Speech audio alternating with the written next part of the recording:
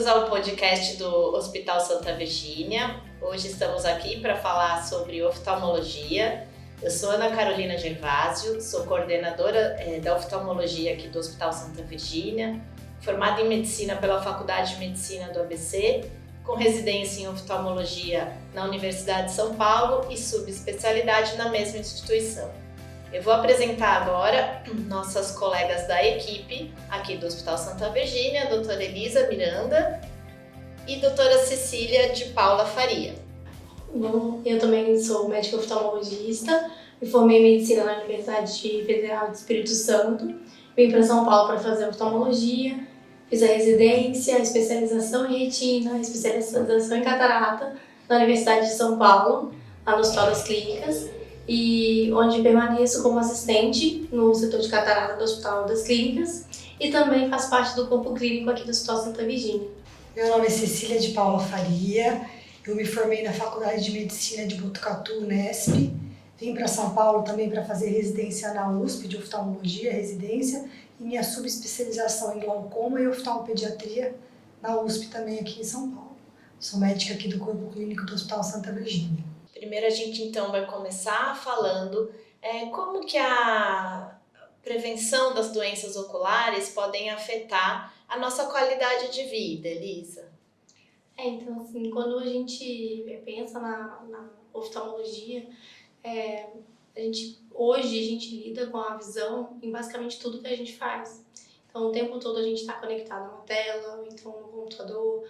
95% dos trabalhos que a gente faz é ligado a uma tela, e a visão ela vai ter uma interferência muito grande no que a gente vai fazer. A qualidade visual vai interferir no desempenho nas atividades de lazer e nas atividades laborais. E para a gente conseguir isso por uma vida inteira, a gente tem que prevenir as doenças. E avaliação desde criança, bebê, até a idade adulta e a velhice, né? E com exames periódicos. Essa avaliação do bebê é super importante, né? Muitos pais acham que a criança só tem que ir no oftalmologista quando ela começa a apresentar algum sintoma, tá na escola, não tá conseguindo ver. E é exatamente nesse momento que a gente já chega atrasado. Então a gente quer encontrar os problemas oftalmológicos lá no início, né, Ana? Então se a gente tem um desvio dos olhos, a gente quer tratar o mais cedo possível. Porque senão a gente pode desenvolver vários problemas, você sabe até melhor que eu. As orientações atuais, Elisa, que a gente recomenda, no primeiro ano de vida, né, o pediatra vai fazer essa avaliação, vai ver se ele acha alguma suspeita de algum distúrbio, né, oftalmológico, ele já encaminha pra gente. Se não, se ele achar que tá tudo bem, a gente vai fazer o exame de rotina na criança, em todas as crianças com 1 aninho de vida já. Esse exame ele vai poder detectar se existe alguma alteração importante, como por exemplo, grau alto, diferença de grau entre os olhos, presença de estrabismo, né? Presença de alguma opacidade que esteja dificultando a luz de chegar na retina e formar a imagem igual, né, nos 2 olhos. Porque o desenvolvimento da visão ele vai até lá, né, os 7 aninhos, então a gente precisa garantir que os 2 olhos recebam o mesmo estímulo para desenvolvimento igual e normal, né, até essa faixa etária. Então a gente não precisa esperar a criança informar nada para saber se o exame oftalmológico está adequado, está normal. Então tem que trazer antes mesmo. O ideal é com 1 aninho de idade ou antes se o pediatra pedir. Essa parte é muito importante até, né? Muita gente não sabe isso, que esse desenvolvimento visual que acontece até os 7 anos vai determinar se essa criança vai enxergar bem ou não ao longo da vida. Futuro. Então, se a gente chega depois disso, a gente tem muito mais dificuldade para tratar. E aí, às vezes, não consegue uma visão boa daquele olhinho que ficou sem tratamento. E a criança, se ela tem uma diferença de grau dos 2 olhos, um olho é bom, ela não tem queixa, ela nunca vai ter nenhuma queixa do pai e da mãe, porque ela está enxergando bem, ela não percebe que tem um olho com deficiência, e aquele olho fica preguiçoso, que o nome que a gente chama isso é de ambliopia.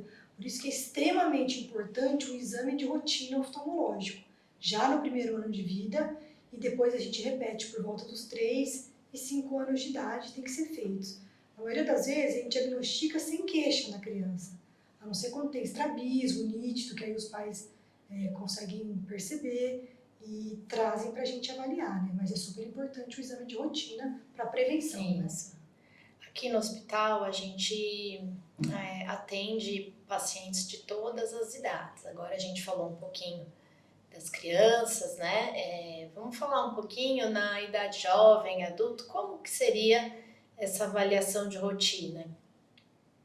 Então, eu oriento meus pacientes acompanhamento anual, principalmente após os 40 anos, que aumenta a incidência de uma série de patologias, dentre elas o glaucoma, que a gente vai falar mais logo em seguida, que é uma doença assintomática. Então, mesmo sem queixo, o paciente tem que vir uma vez por ano para a gente medir a pressão, olhar o fundo de olho e não só o exame de grau. Então, o paciente acha que está enxergando bem, que o óculos está bom, ele não precisa vir na consulta. Ele está totalmente errado, porque a gente tem que medir a pressão, a gente tem que fazer um exame de fundo de olho, mesmo sem queixas, né? Agora que você mencionou o glaucoma, vamos entrar um pouquinho nessa doença, explicar para o pessoal o que é o glaucoma e como que a gente pode diagnosticar e tratar. Então, tem diversos tipos de glaucoma, eu vou falar do mais comum, que é o mais prevalente, que é o glaucoma primário de ângulo aberto, que a incidência é bem maior. Então, ele é relacionado ao aumento da pressão intraocular, na maioria das vezes, e causa uma doença do nervo óptico, então a neuropatia do nervo óptico, né? Que é uma doença assintomática, o paciente não sente nada, até estágios super avançados, quando ele já perdeu praticamente a visão.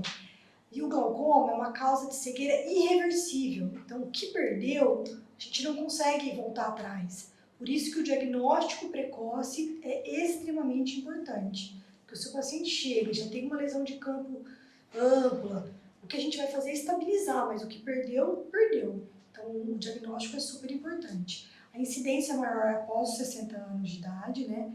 Mas a gente tem que lembrar que a partir dos 40 anos já é importante esse acompanhamento de perto. Então, tem algumas coisas que são muito importantes do glaucoma. O antecedente familiar. Então, se você tem um antecedente familiar, pai, parentes de primeiro grau principalmente, né? Pai, irmãos têm até fator de risco maior do que pai e mãe. Você tem que procurar um oftalmologista, tem que explicar, falar para o oftalmologista que você tem antecedente de glaucoma, caso algum oftalmologista não pergunte, mas aqui a gente sempre vai perguntar os antecedentes familiares e continuar com o segmento, né? Então, basicamente, o exame é com medida da pressão intraocular. Aqui no hospital a gente tem 2 aparelhos para medida de pressão, o tonômetro de ar e o tonômetro de aplanação, que é o padrão ouro. Aqui a gente tem os aparelhos necessários para o fundo de olho, que a gente avalia o nervo óptico e vê se tem alguma neuropatia. Tem campo visual, que é extremamente importante para acompanhar. Tem o OCT, que é a tomografia de coerência óptica. Então a gente tem toda a aparelhagem necessária, paquimetria, enfim, tudo para fazer o diagnóstico precoce de glaucoma. E o acompanhamento, né? E o tratamento. E como que seria o tratamento depois que a gente fez o diagnóstico? Então, a gente fez o diagnóstico de glaucoma, o único tratamento que a gente tem hoje em dia é diminuindo a pressão intraocular. Então, a gente faz isso, o primeiro tratamento é com colírios, a gente tem diversos colírios no mercado, geralmente a gente começa com uma droga, se a pressão não controlar, a gente pode associar a outras medicações, e só tem indicação de cirurgia o glaucoma que não é controlado com o uso de colírios. Em geral, a gente tenta até 3 medicações conjuntas, e aí se não controla, a gente indica a cirurgia.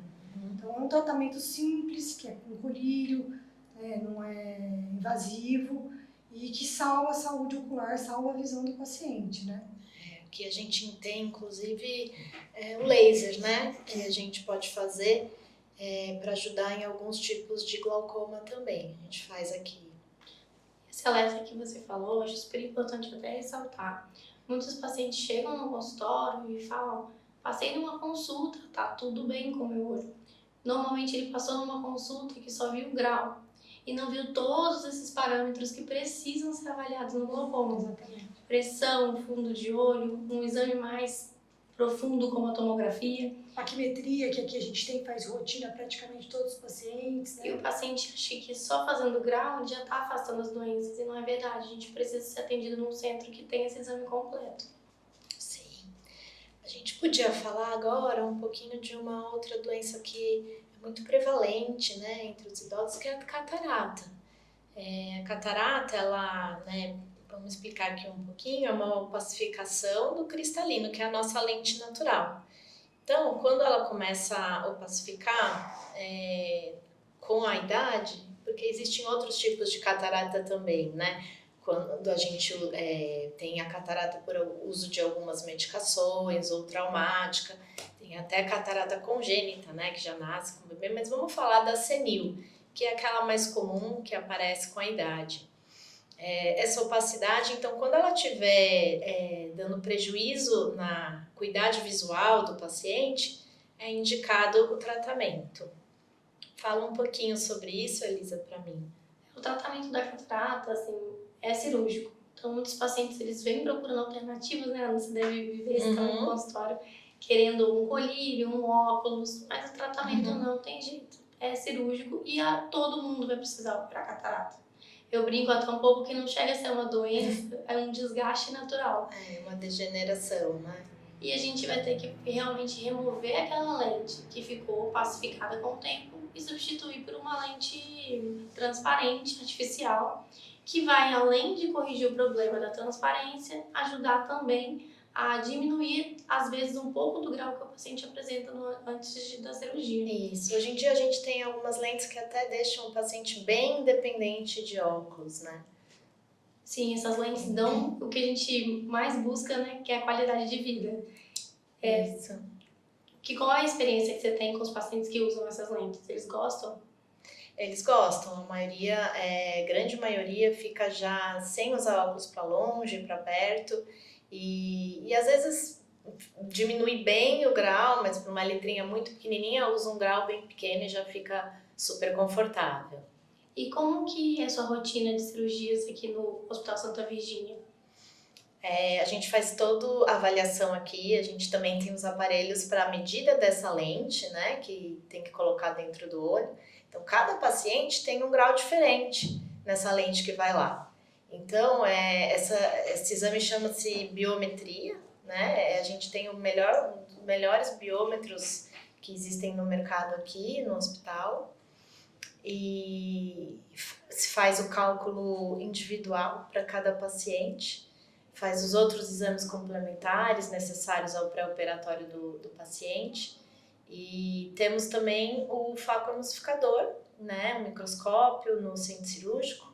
O paciente vem, faz a cirurgia, vai embora no mesmo dia e faz o acompanhamento pós-operatório com a nossa equipe.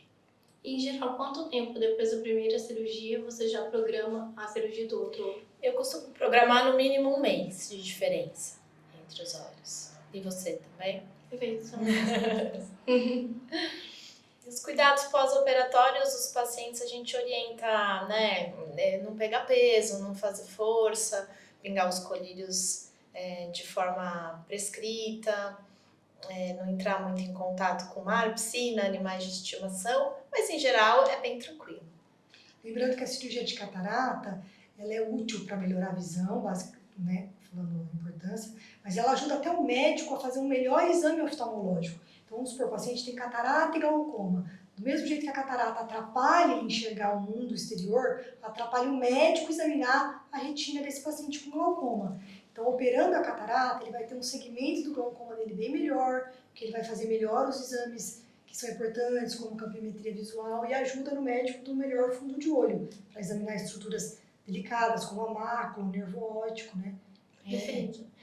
E falando assim, de como a catarata também pode ajudar em problemas sistêmicos, né, que o paciente que enxerga bem, fez catarata, ele vai cair menos, né, então vai ter menos fraturas. Ele tem alguns estudos que já associam uma diminuição da progressão de demências em quem enxerga bem na velhice. Então, eu acho que é muito importante para a saúde em geral, inclusive, e não só para a melhora da acuidade visual.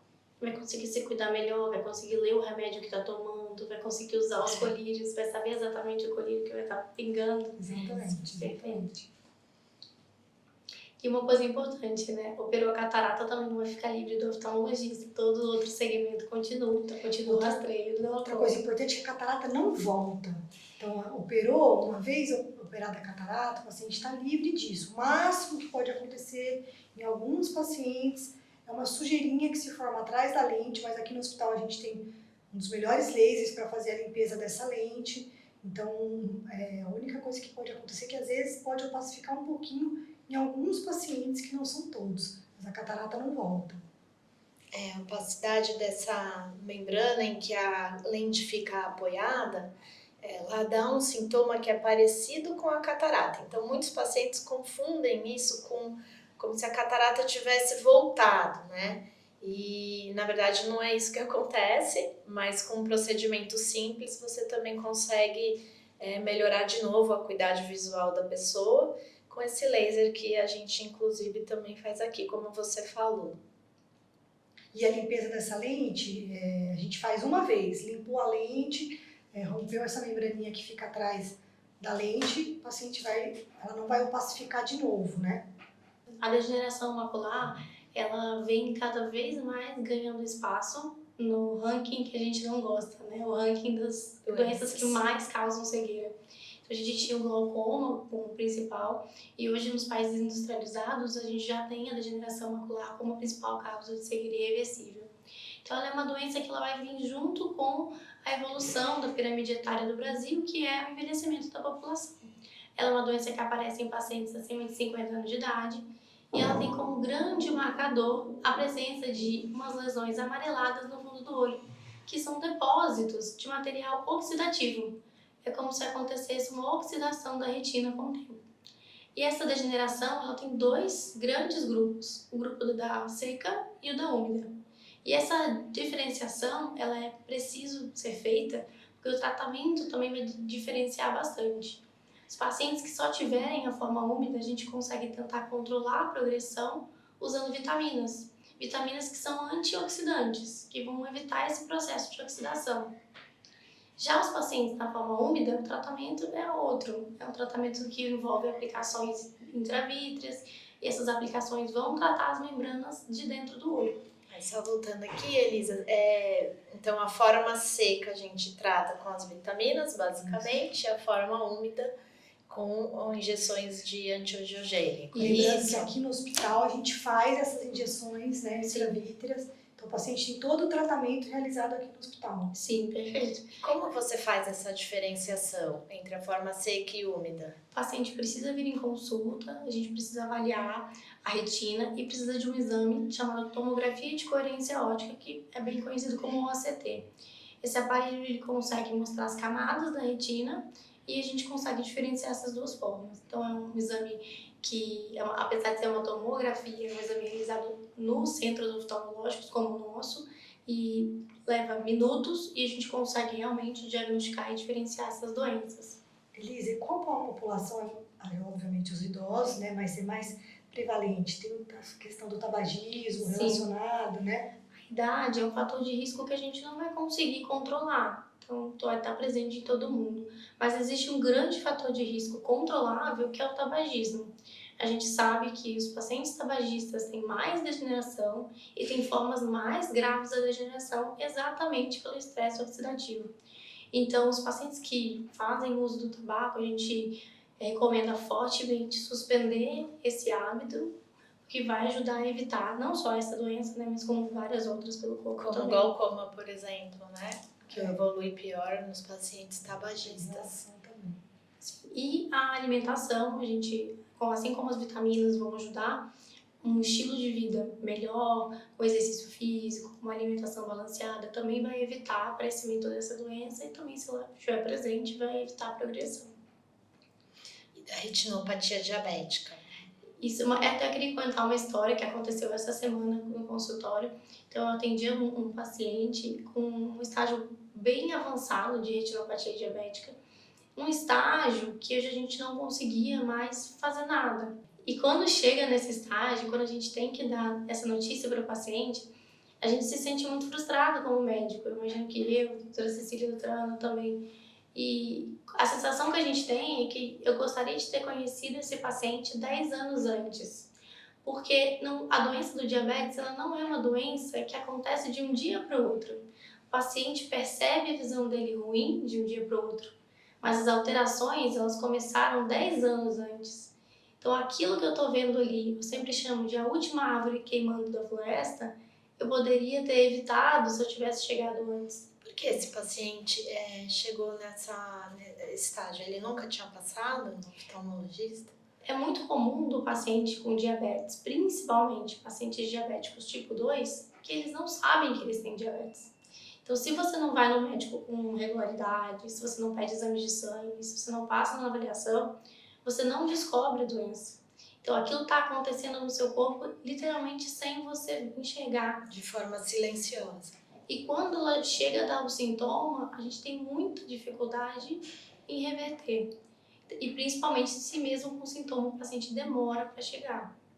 Então, alerta para todos os pacientes diabéticos, se você conhece alguém com diabetes, se você é diabético, se você tem contato com alguma pessoa diabética, é pedir para ela sempre estar no oftalmologista. Esse paciente em questão é um paciente de 40 anos de idade, né? Que é na hora que eu vi, eu fiquei super triste, encaminhei, porque é especialista em retina, mas é uma coisa que assusta, né? Se pegar um paciente de 40 anos de idade, cego, bilateral, e não tem mais nada que a gente possa fazer, porque precisava de um segmento preventivo muitos anos antes, né? Por isso, mais uma vez, a importância da prevenção, do acompanhamento mesmo sem sintomas com o seu oftalmologista, né? E o alerta é geral, né? O que está acontecendo no olho, ele não está acontecendo só no olho, ele está acontecendo no cérebro, ele está acontecendo no rim, ele está acontecendo no coração, ele está acontecendo no membro. Então o paciente vai ficar com dificuldade de enxergar, mas ele também pode ter um AVC, ele pode perder a função renal, ele pode perder um membro. Então não é só pela saúde ocular, mas pela saúde geral. É que o exame de mapeamento de retina é o único que vai ver diretamente, né, os vasos, mas aquilo se reflete no organismo como um todo, né? Exatamente, a gente até brinca, né, quando se fala que os olhos são o espelho da alma, e realmente conseguimos ver dentro dos olhos os vasos sanguíneos da mesma maneira que eles estão em outras partes do corpo.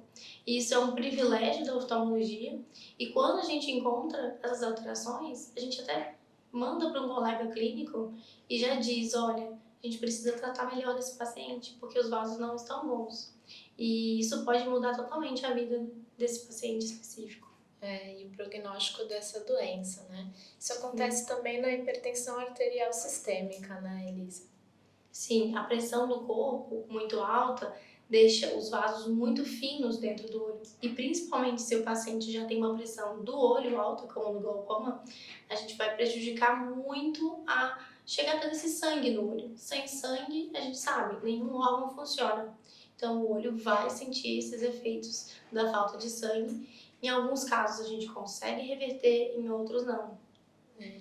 E a gente sabe que é essencial o bom controle do diabetes para ajudar, né, evitar a progressão da retinopatia diabética, mas uma coisa que me preocupa bastante é que, às vezes, até com os níveis glicêmicos controlados, a gente não consegue um bom controle da retinopatia diabética, né? Tem alguns casos que é independente do controle sistêmico, né? Uma vez dado o gatilho, às vezes mesmo controlando bem a doença sistêmica, a gente continua tendo a retinopatia diabética. Por isso que é tão importante esses exames de prevenção. Ana, e a questão da dilatação em crianças, né? Quão importante é isso? Porque a gente acaba pegando crianças que... Hoje mesmo eu atendi uma criança de 11 anos que nunca tinha sido submetida à dilatação. Então, como é que funciona aqui no nosso serviço? Como deve ser feito? O exame de dilatação da pupila, ele é essencial, né? Principalmente em crianças.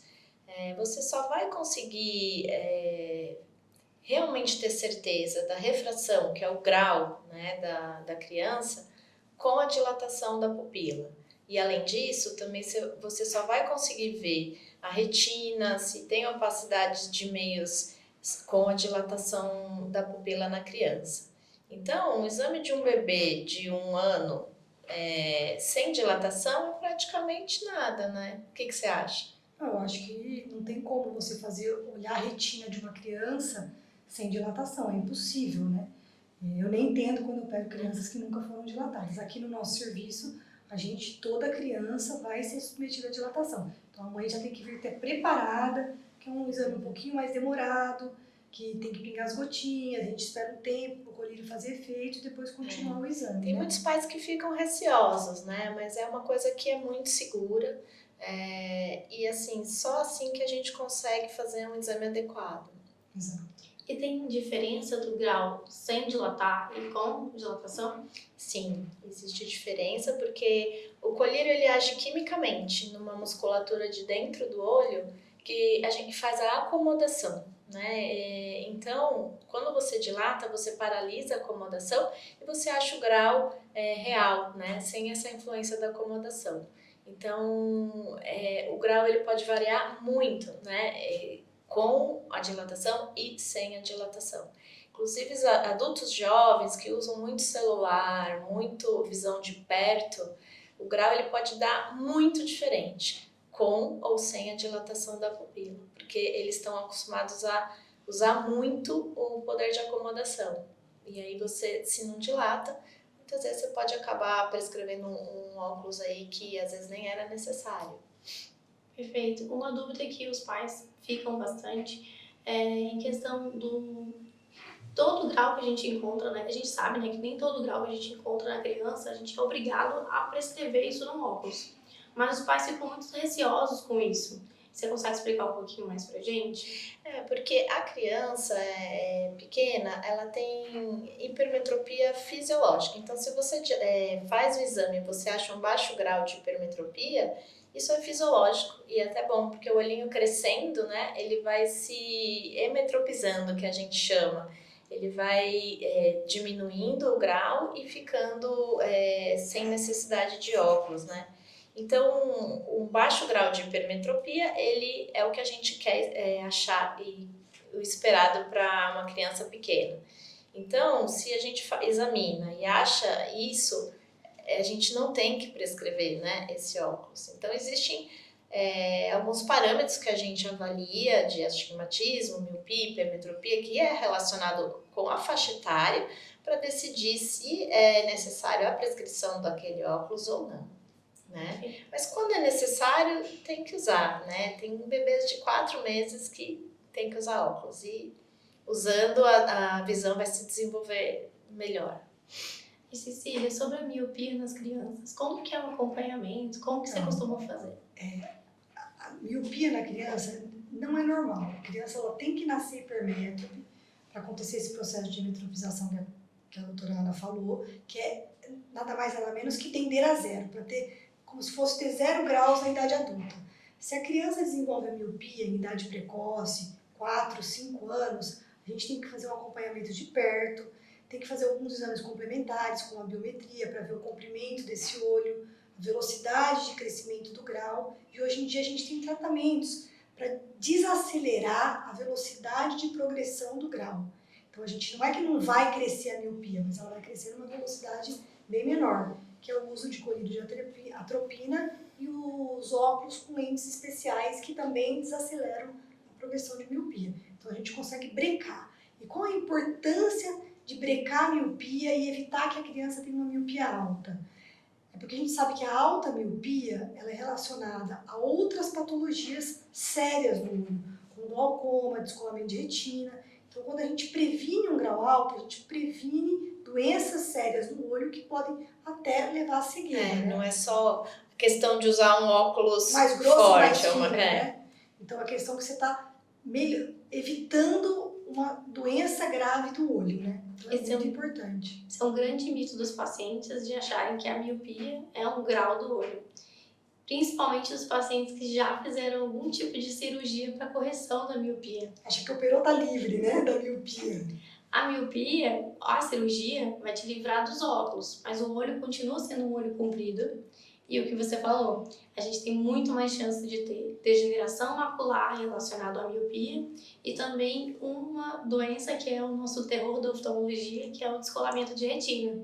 Então, na oftalmologia, descolamento de retina é muito grave, é uma doença que pode levar à cegueira e está muito relacionado com os pacientes automíopes. Então, mesmo se você fez uma cirurgia refrativa para corrigir a miopia, você tem que manter o seu acompanhamento oftalmológico pelo menos anual para mapear a retina, principalmente se você for um automíope, porque você não eliminou esse fator de risco.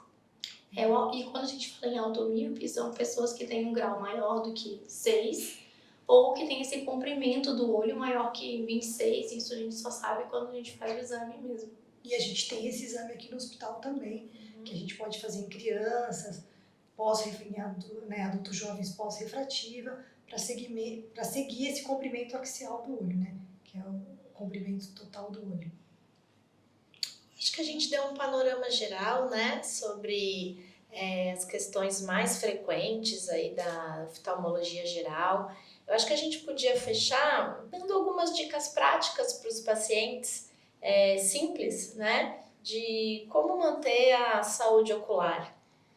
Eu acho que a gente pode, primeiro, acompanhamento periódico do seu oftalmologista, a melhor maneira de você prevenir e fazer o diagnóstico precoce das doenças.